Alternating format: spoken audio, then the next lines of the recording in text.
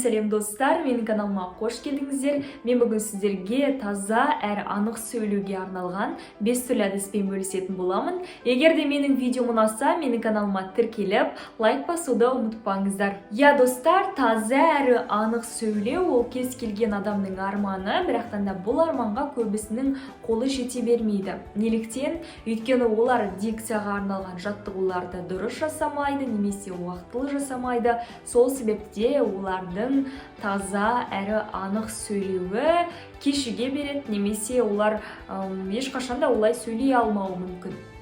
Егер де сіз мысалға жалақы алғыңыз келсе, яғни сіз бір ай көлемінде тоқтамай жұмыс жасайтын боласыз. Яғни сіз бір күн жұмыс жасап, екінші күні жұмысқа бармай, үшінші күні тағы да демалып, солай уақыт өткізе алмайсыз, яғни сіз жалақы алу үшін сіз күнделікті бір ай көлемінде, енді сенбі жексенбіні қоспағанда жұмыс жасауыңыз қажет. Сол секілді, егер де сіздің дикцияңыз жақсарсын десеңіз, таза сөйлегіңіз келсе, онда сіз бірнеше ай көлемінде тоқтатпай күнделікті уақытылы дикцияға арналған жаттығуларды жасауыңыз қажет. Ал егер де сіз бір күні жасап, ол жаттығуды екінші күні жасамай кететін болсаңыз, онда әрине сіздің дикцияңыз ешқашан да жақсармайды.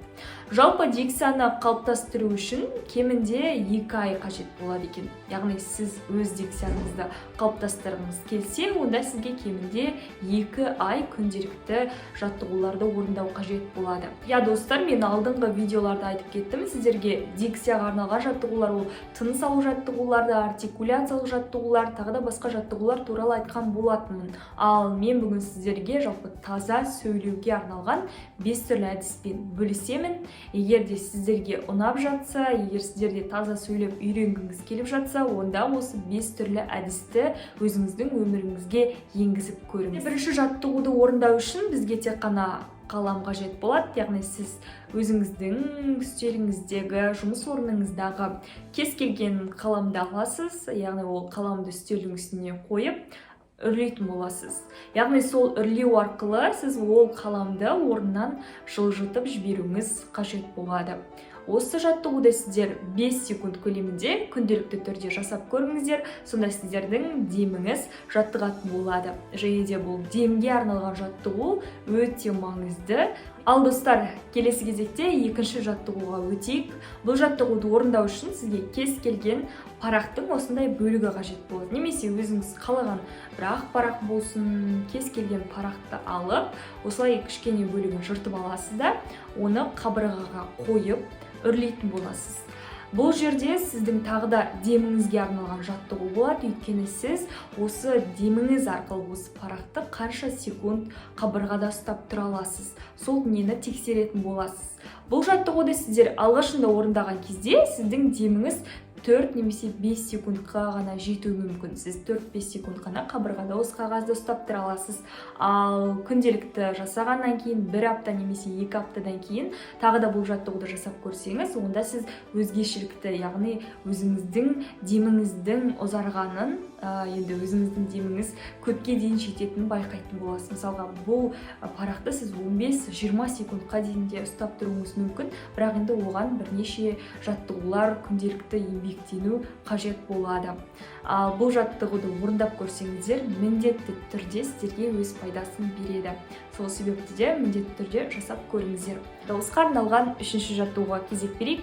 Бұл жаттығуды орындау үшін сізге қалам мен парақтың ешқандай қажеті жоқ. Ең бастысы сізге жаңылтпаш қажет болады. Сіз оны әлеуметтік желіден немесе кітаптардан алуыңызға болады. Ең бастысы жаңылтпаштардың сөзі көп түрін, яғни алып көріңіз. Мысалға, кейбір жаңылтпаштар бар, бір ғана сөйлемнен, екі ғана сөйлемнен тұратын, ал сізге 5-6 немесе одан да көп сөйлемдерден тұратын жаңылтпашты айту қажет болады. Ең алдымен мен сіздерге айтып кеткендей, жаңылтпашты айту кезінде сіз оны бірінші ақырын айтыңыз, яғни ең бастысы сіздер сөздерді дұрыс айтуыңыз қажет. Ал одан кейін барып, ол жаңылтпашты тезірек айтуға кірісесіз. Бірақтан да жаңылтпаштардың мағынасы өзгеріп кетпесін. Яғни сіз жаңылтпаш қалай жазылған, сол күйде айтуға тырысыңыз. Яғни сіз жылдамдық қосқаныңызбен жаңылтпаштың мағынасы өзгермеу қажет. Осы достар, жалпы жаңылтпаш менің ойымша дикцияға арналған ең керемет жаттығулардың бірі. Егер де сіз оны күнделікті жасайтын болсаңыз, онда сіздің даусыңызда ерекшеліктер өте көп болады, және де сіздер сөйлеген кезде де еш қиналмай кез келген сөзді анық айта аласыз. Дауысқа арналған төртінші кеңес десем де болады, бұл диктофонмен дос болу. Мен алдыңғы видеоларда да айтқан болатынмын, диктофонмен дос болыңыздар, даусыңызды басып көріңіздер деп. Көбісі айтып жатады, менің даусым өзіме ұнамайды деп. Яғни сіздің даусыңыз өзіңізге ұнамайтын болса, ол нәрсені, сіздің даусыңызды бүгіннен бастап өзгерту сіздің қолыңызда. Егер де сіз даусыңыз жіңішке болса, оны жуандатуға болады. Немесе сіздің даусыңыз өте жуан болса, оны орташа қалыпқа түсіруге болады. Ең бастысы сізге еңбектену қажет. Ал ендеше достар, төртінші кеңес айта кетейін. Бұл кеңес күнделікті 2-3 беттік қысқаша әңгімелер болады. Сол әңгімелерді немесе ертегілерді кез келген мәтінді алып диктофонға оқисыз. Мейлі ол 10 минут немесе 15 минут болсын. Ең бастысы сіз сол мәтінді соңына дейін оқып көруіңіз қажет. Және де бұл жаттығуды сіздер 2 апта көлемінде жасайтын боласыздар. 2 апта күнделікті сіздер сол мәтінді оқитын боласыздар.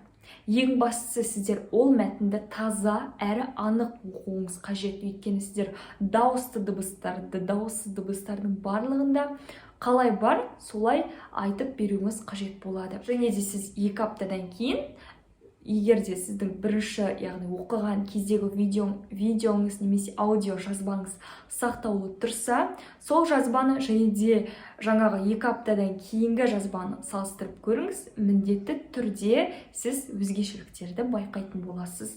Осы тапсырманы достар міндетті түрде орындап көріңіздер, өздеріңіздің дауыстарыңыз үшін және де анық сөйлеу үшін. Достар, келесі кезекте соңғы сіздерге берілетін 5-ші кеңес. Бұл кеңесте сіздер дауысты дыбыстарды ұзақ уақыт айтып тұруыңыз қажет болады. Білесіздер, қазақ тілінде дауысты дыбыстардың саны өте аз. Дегенмен ол сөздерді, ол дыбыстарды сіздерге айту өте маңызды. Өйткені сіздер кез келген сөйлемді оқыған кезде, айтқан кезде, онда дауысты дыбыстарды дұрыс айта алмасаңыз, онда сөздің мағынасы өзгеріп кетуі мүмкін. Сол себепті де сіздерге бұл жаттығуды міндетті түрде орындап көру қажет. Олай болса, бұл жаттығуды орындау үшін, мысалға, А дыбысынан бастап, А дыбысын 25 секунд көлемінде созып айтатын боласыз. Ең алдымен демаласыз диафрагмаға, және де 25 секунд көлемінде А дыбысын айтасыз. Достар, алғашында сіздің даусыңыз 25 секундқа жетпеуі мүмкін, өйткені сіздің деміңіз оға дейін жетпейді. Сол себепті де сізге күнделікті бұл жаттығуды жасап көру қажет. Ең алдымен диафрагмаға демаласыз, және де 25 секундқа дейін сол дыбысты айтып тұратын боласыз. Ол дыбысты созып айту өте маңызды. Кез келген дыбысты А, О, Ы, тағы да сондай дауысты дыбыстардың барлығын күнделікті 25 секунд көлемінде айтуға тырысып көріңіз. Әрине бұл бірінші реттен болмайды, бірақ бірнеше рет жасап көргеннен кейін міндетті түрде бұл жаттығуды орындай аласыздар. Осымен менің анық әрі таза сөйлеуге арналған кеңестерім тәмам. Егер де менің видеом ұнаса, менің каналыма тіркеліп, лайк басуды ұмытпаңыздар.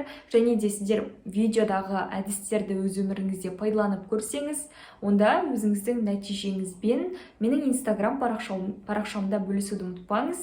Мені әрине барлық сұрақтарға жауап беремін, сонда жазсаңыздар болады. Және де өз нәтижелеріңізбен бөлісіңіздер. Ал достар, келесі кездескенше аман сау болыңыздар.